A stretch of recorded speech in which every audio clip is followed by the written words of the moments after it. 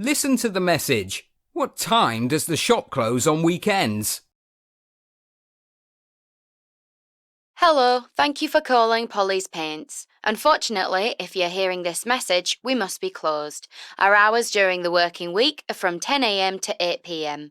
On weekends, we open half an hour later and close half an hour earlier. We hope to see you then.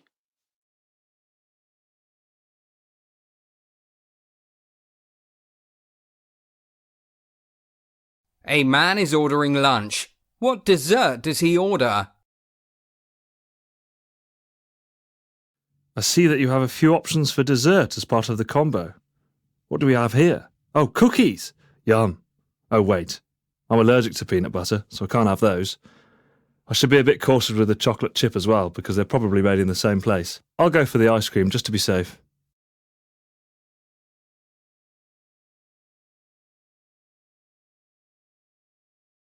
Marisol asks her brother for a favour. What does she need? Hey, brother, I need some help. I know I already owe you money, but I really need you to get a gift for Mum's birthday. I ordered one online, but the shipping was delayed. I know you work at the mall, so it should be easy enough to find something. I'll pick you up an hour after work so we can go straight to the party.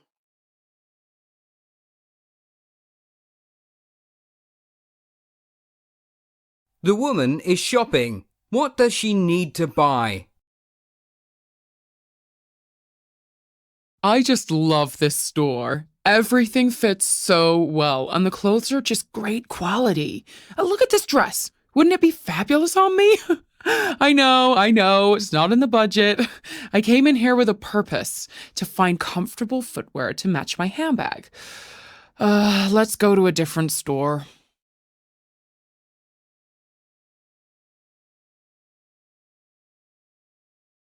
A teacher is speaking to a student. Why is the teacher upset with the student? I must admit, I am very disappointed with you. Despite always completing your homework and having excellent test results, your lack of punctuality is really having an effect on your overall grade. If you continue to arrive after the bell rings, you will not be permitted to enter class.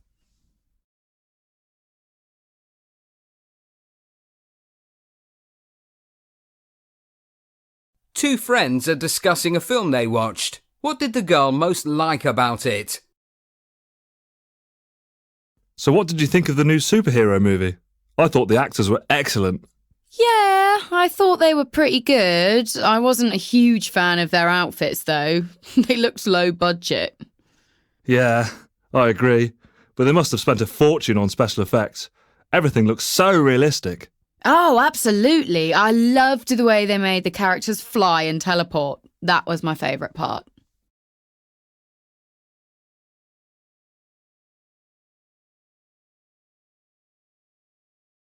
Joseph is talking to his parents. Why is he late for dinner? Hey, Mum and Dad. I'm really sorry that I missed dinner. I could make up some story about how my bus was in an accident or how there was such heavy traffic, but I don't want to lie to you. I forgot my watch at home and my mobile phone died, so I really didn't know the time. I apologise for making you worry.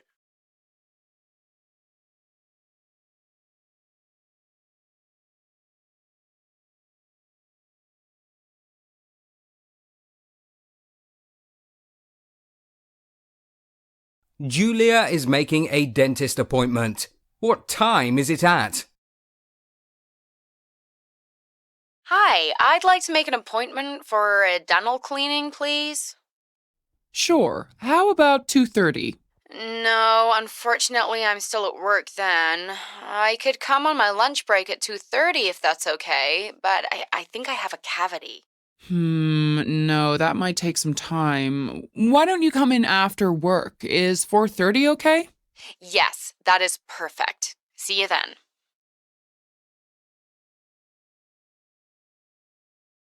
A man is at a job interview. Why did he leave his last job? Well, to be honest with you, I really enjoyed my last job. I became friends with most of my co-workers, and the salary was good as well. What really killed me, though, was the journey to and from work. I was spending a fortune on public transport and a lot of time. It really started to take a toll on me, and I need to be closer to home.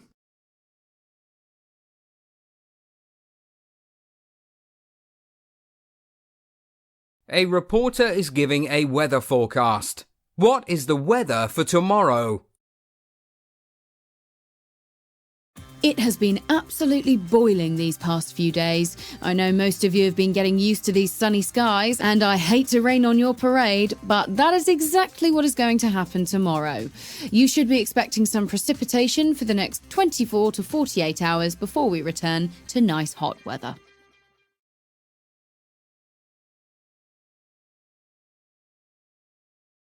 Two colleagues are discussing what to have for lunch. What do they order? I'm really craving Mexican food today.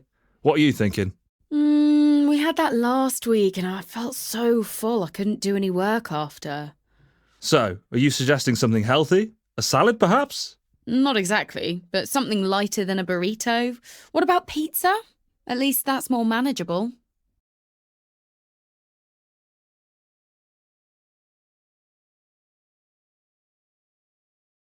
A man is describing his home renovations. What was the most expensive change?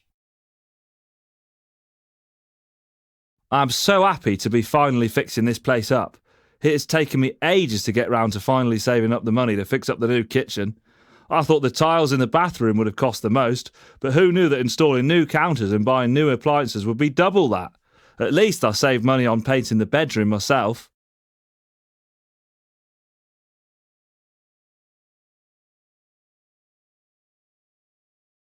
Listen to the message a mum leaves for the daycare. Why will the child be absent today?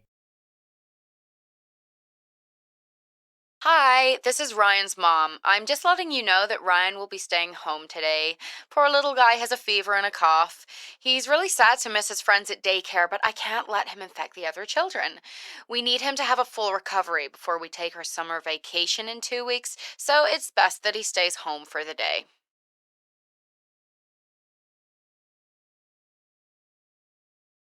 Four people are discussing their techniques for remembering. Complete the sentences.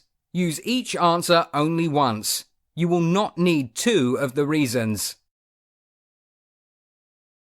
Last weekend, I went out with a friend and her boyfriend, and I avoided saying his name all night. I just couldn't remember if he was a Jacob or maybe a Jeffrey. I had met him too many times before to feel comfortable asking his name again. So, thinking I was clever, I asked him how to spell his name so I could put his contact in my phone. He stared blankly at me and said, "It's Joe. J-O-E." We can laugh about it now, but I made a fool of myself. Now, I make sure to write down their names the first time I meet them. I would be lost without my agenda. I make a note of when all my lectures, seminars, work shifts, and social events are in it. Some people say using Google Calendar is more efficient, but I have to disagree. There's just something about using different coloured pens to schedule in all my appointments that is so satisfying. I also like to hang on to all of my past diaries. I probably have a collection dating back to when I was in high school, and I look back on them from time to time and reminisce about all the fun things I've done.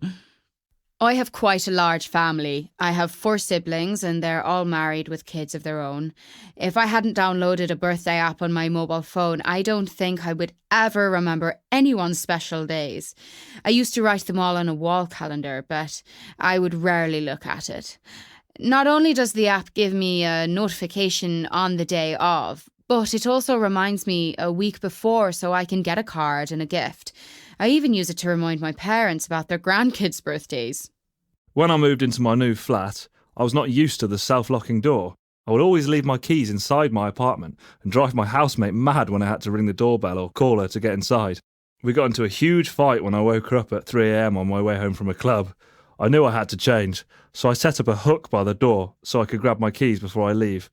I don't forget my keys anymore, but my friendship with my housemate really suffered after that.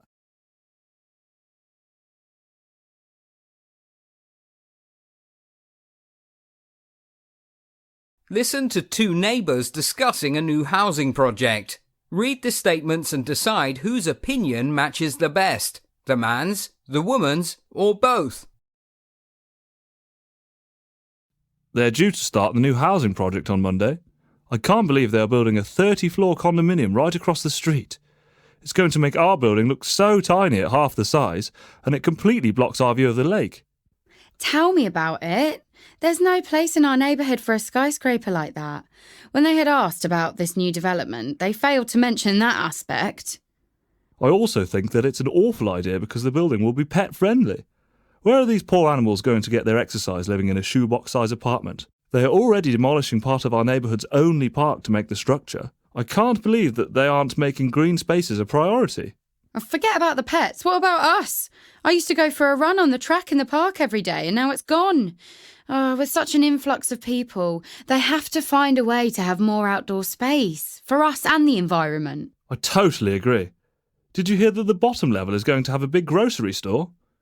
At least that's one positive. It would be nice to have a shop just steps away. No way! It's going to be so busy and crowded all the time. I don't understand these new mixed-purpose buildings. This used to be a quiet residential neighbourhood when I moved in. Well, I just hope they plan on working overtime to finish all of this construction. It's going to cause such an absolute mess with traffic trying to get in and out of our neighbourhood.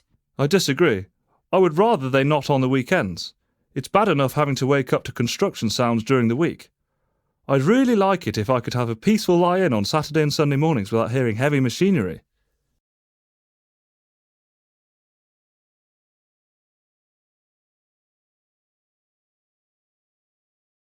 Listen to a lecturer giving a talk about photography and answer the questions. What would be the first thing you did if you saw your favourite celebrity sitting in the same restaurant as you? You would probably sneakily snap a picture with your mobile phone and instantly share it with your friends. How about when you're on holiday? You probably take a few hundred photos of various landscapes, historical sites, and some of the food you ate, which I personally don't understand, and send it to your parents or post it to your social media in real time. And then, many of you probably never look at those photos again. Nowadays, photography is completely taken for granted. It's almost as if today's generation doesn't appreciate all the work that has gone into the science and art of developing photography over the last century. Though commercial cameras have been around since the late 19th century, many people did not have the luxury of owning one. Photographs were meant to mark commemorative events, weddings, births, celebrations. They were inaccessible to the general public, especially in the sense that our phones are today. It wasn't until almost 1950 when photographic devices became affordable. The 1980s brought us an even more available gadget, the disposable camera, which saw a shift from a focus on technological advancement and onto the collection of memories. People were willing to trade high-quality images for a cheaper option that allowed them to record the moment. Despite having to wait anywhere between 1 hour to a few days to develop the film, these photographs were carefully organised into albums and only became a bragging point when you had guests over. Granted, moving houses with these was quite a heavy obstacle, and they do currently take up a lot of spaces in garages. The move to digital photography has had its ups and downs for me. As an artist, what I am glad about is the return to high-resolution imagery. However, I'm not really sold on the idea of taking and showing off mundane photos of my breakfast or what I did on a boring Tuesday.